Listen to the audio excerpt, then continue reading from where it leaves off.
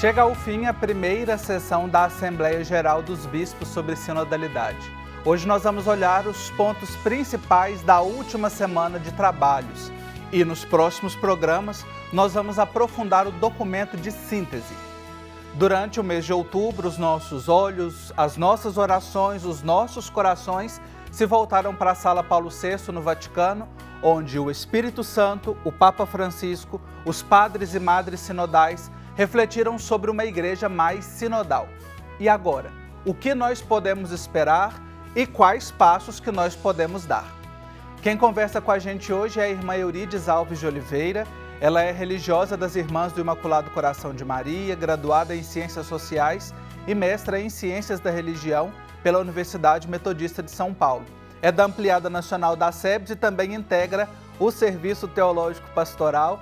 Já é conhecida nossa porque já participou aqui do Igreja Sinodal e eu quero acolher com muita alegria você, irmã Eurides. Seja bem-vinda ao nosso programa. Olá, Marcos. É uma alegria estar aqui de novo. Obrigada pelo convite. Igreja Sinodal é um serviço muito importante da nossa igreja e é uma alegria contribuir. Meu abraço e saudação também a todos aqueles que nos assistem. Obrigado. Irmã Eurides, antes da gente entrar na pauta, dessa semana, da última semana de trabalho aí que foi importante, os últimos dias da Assembleia já foram dedicados à aprovação desse documento síntese que eu mencionei, que a gente vai trabalhar mais adiante. E hoje nós vamos olhar principalmente para dois pontos. Mas antes disso, qual que é o seu sentimento também de acompanhar, Eu sei que você é bastante antenado, a gente reflete, discute, partilha. Qual que é o seu sentimento de acompanhar esses desdobramentos desta primeira sessão da Assembleia?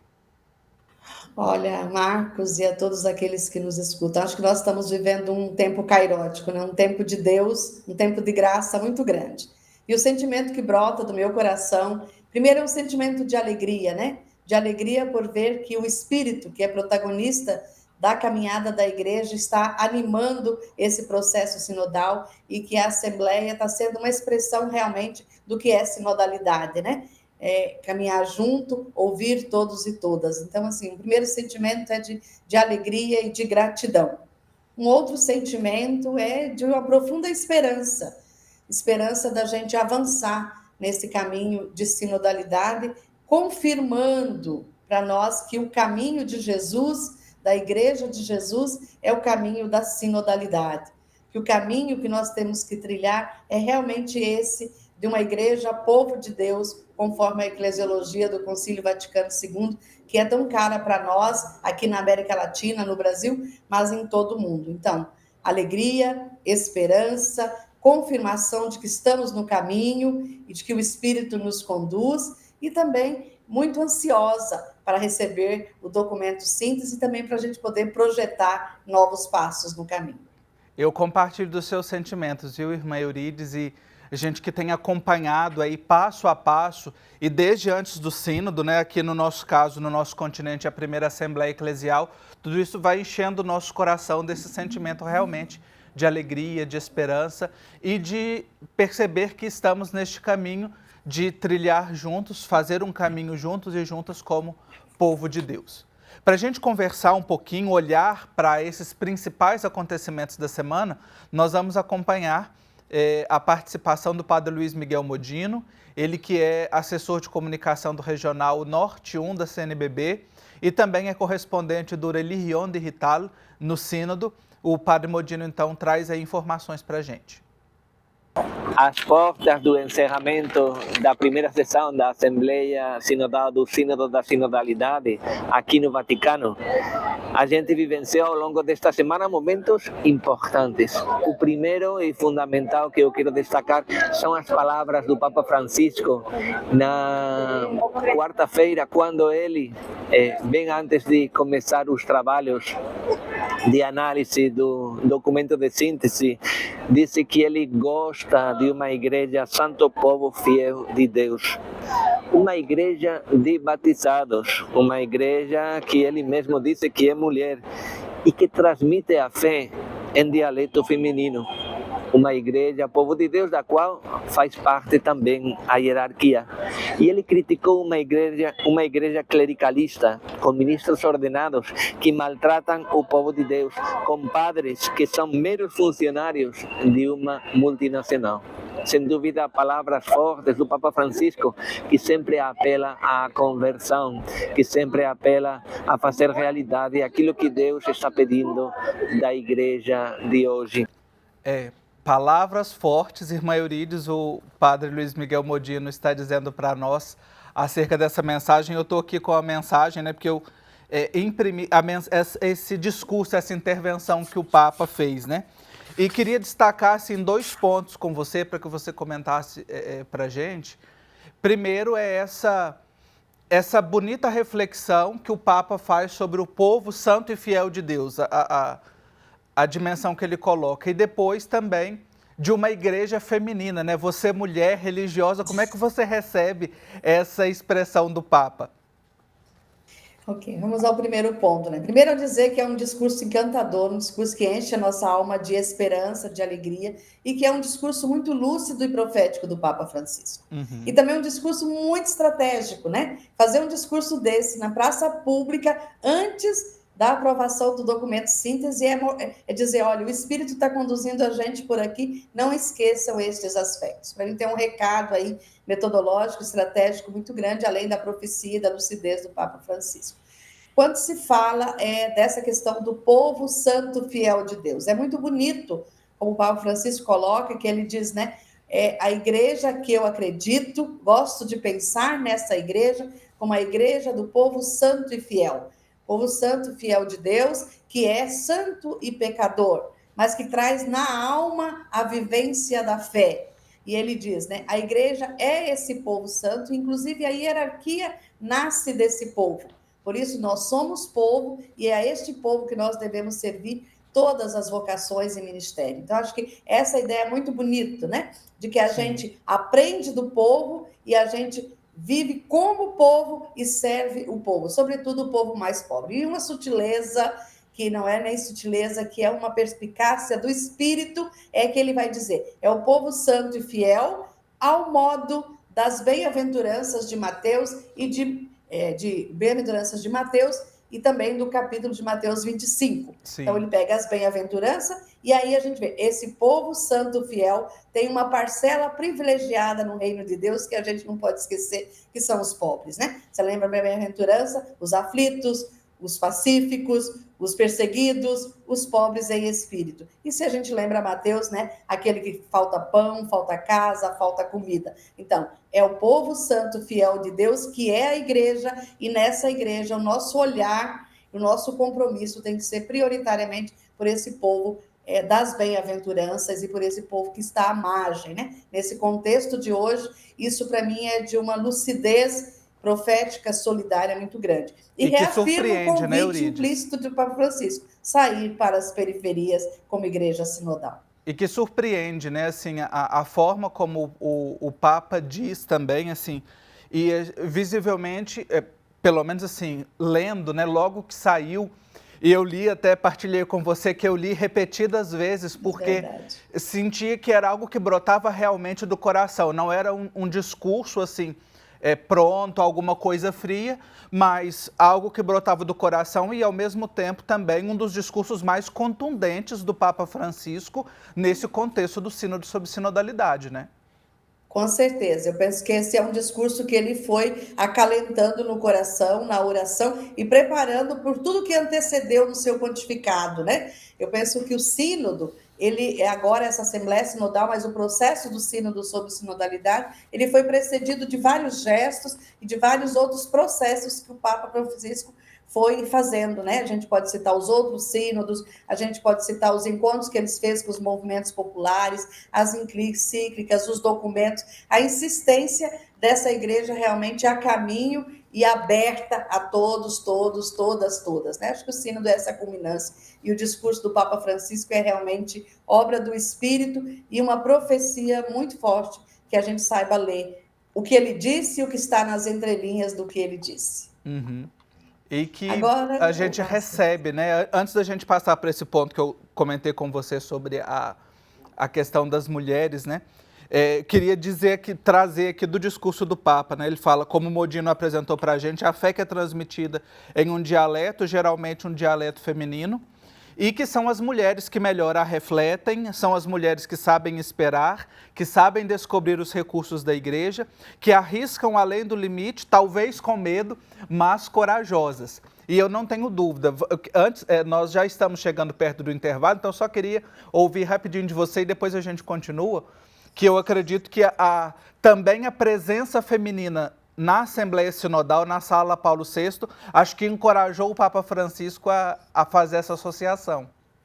Com certeza. Inclusive, ele cita a fala da irmã Liliana, que é presidente da CLAR, né, que trouxe para a gente dizendo que as mulheres da igreja, a presença das mulheres é real, é até majoritária, mas é muito sofrida, e que as mulheres carregam muitas cicatrizes, né? Então, acho que o Papa Francisco, sensibilizado e também, de uma certa forma, eu vou usar uma palavra assim, motivado, né, incentivado pela profecia das mulheres, que o próprio padre Luiz Modino, nas suas análises de cada dia, né, que vai nos situando como correspondente do sínodo, tem dito, né, que as vozes mais corajosas da sala sinodal, embora a gente seja minoria em número, têm sido das mulheres, né? Porque, de fato, a gente sabe que quando a gente sente na pele o peso da discriminação, o peso, de uma certa forma, do autoritarismo, do abuso de poder, da dificuldade de sermos iguais e de sermos valorizadas, a gente, então, cria também um mecanismo de resiliência e de força maior para falar e para contribuir. Eu acho que, de fato, é profético a voz das mulheres e o Papa Francisco faz eco a essa voz, né? E eu me sinto muito representada na palavra dele, mas também, sobretudo, nas vozes das mulheres que estão lá na sala, mas que ela leva de todo o processo de escuta, né? Eu acho que isso perpassou os processos de escuta de todos os continentes. Isso, esse papo agradável com a irmã Eurídice Alves de Oliveira vai fazer um intervalo bem rapidinho, mas já já a gente continua comentando os últimos acontecimentos da Assembleia Sinodal. Até já.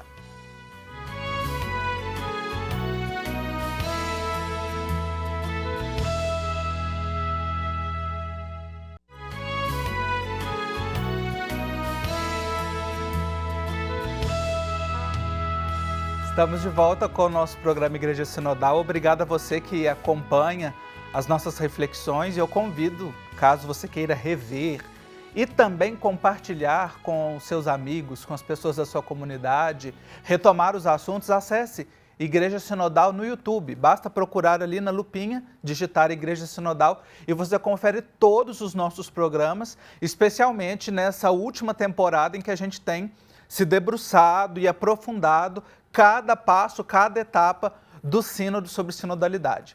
E sobre essa última semana, a gente está conversando no programa de hoje com a irmã Eurídice Alves de Oliveira. Ela é integrante do Serviço Teológico Pastoral da Ampliada Nacional da SEBS e tem aí contribuído também bastante nessa reflexão, né, nesse olhar. A gente estava falando sobre essa igreja mulher, essa igreja feminina e esse discurso do Papa que você disse que se sente representada, né, enquanto mulher.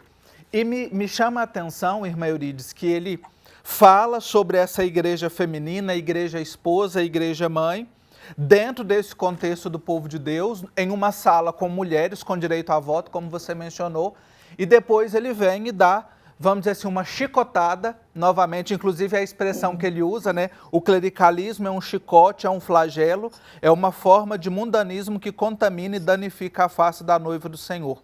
Ele escraviza o povo santo e fiel de Deus. Esse tema que já apareceu algumas vezes aqui no programa Igreja Sinodal, né? Mais uma fala forte do Papa condenando o clericalismo.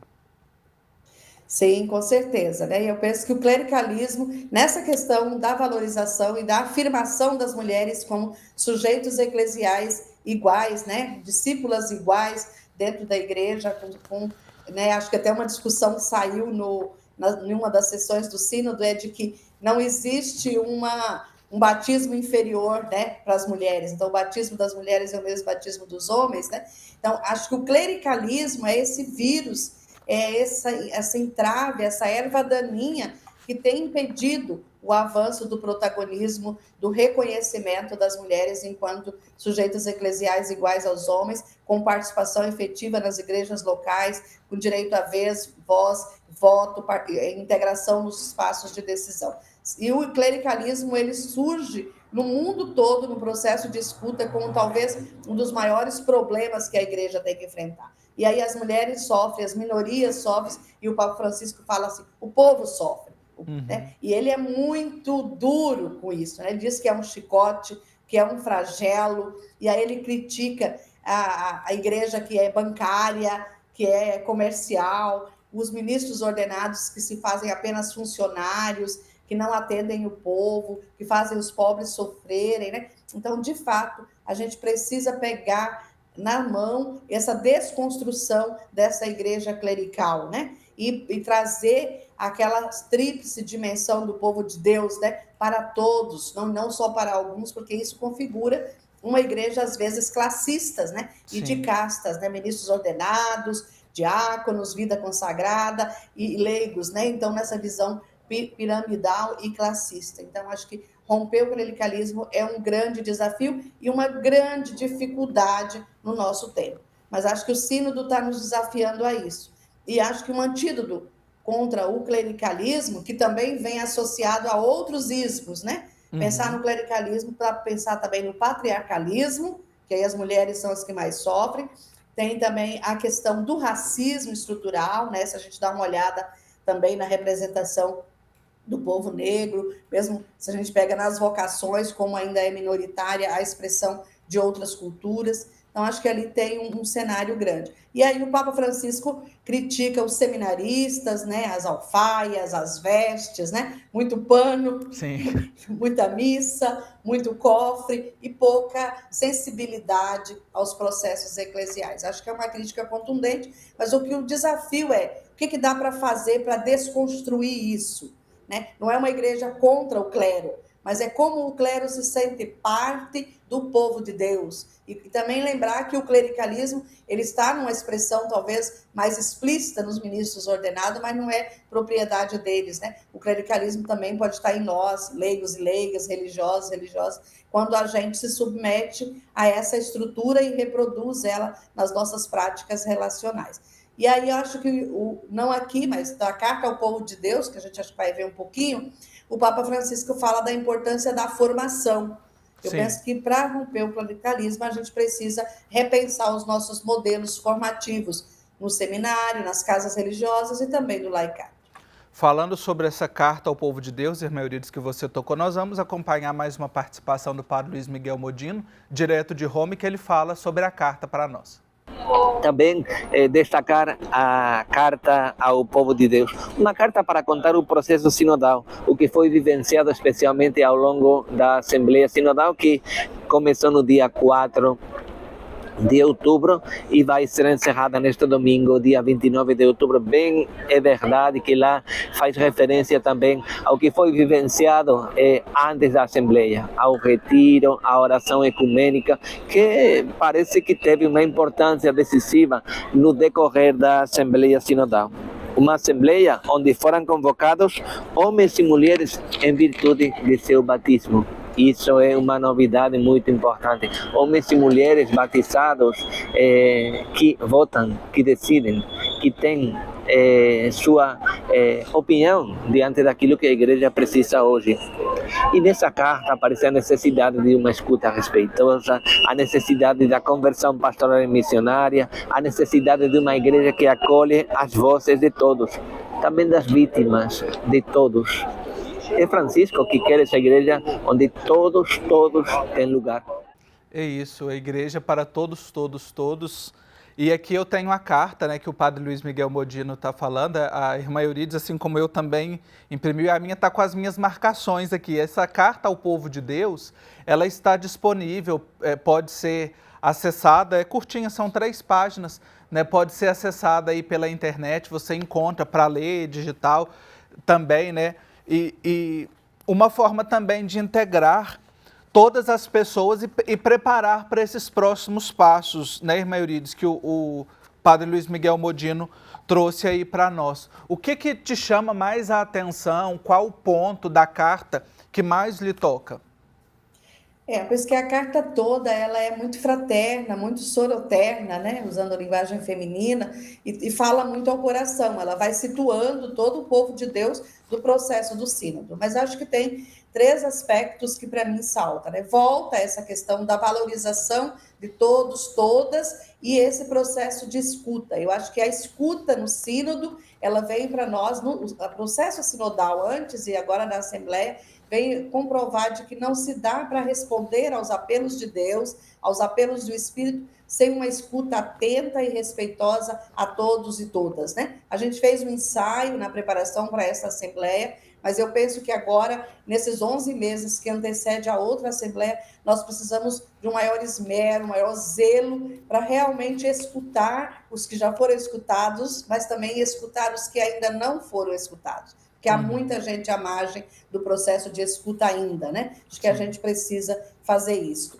Um segundo ponto, eu acho que o elemento formativo, que é forte, nós precisamos intensificar as iniciativas, como essa da Igreja Sinodal e outras, mas o processo de formação, trazendo à tona de que a sinodalidade não é um tema, mas é um processo que requer conversão e conhecimento. Então, retomar o Concílio Vaticano II, os seus documentos, as trajetórias da Igreja na América Latina e no mundo. Então, acho que o processo formativo, ele tem que continuar intensamente. E um outro ponto que eu acho que é importante que a carta traz é essa questão, de uma certa forma, de a gente pensar, inovar nos processos locais, né? A gente está terminando o mês missionário, da igreja local ao concílio do mundo. Então, eu penso que a sinodalidade, é importante a gente receber de Roma o que eles estão dizendo, mas ela vai acontecer muito a partir das experiências micro, e eu acredito muito. E é na comunidade,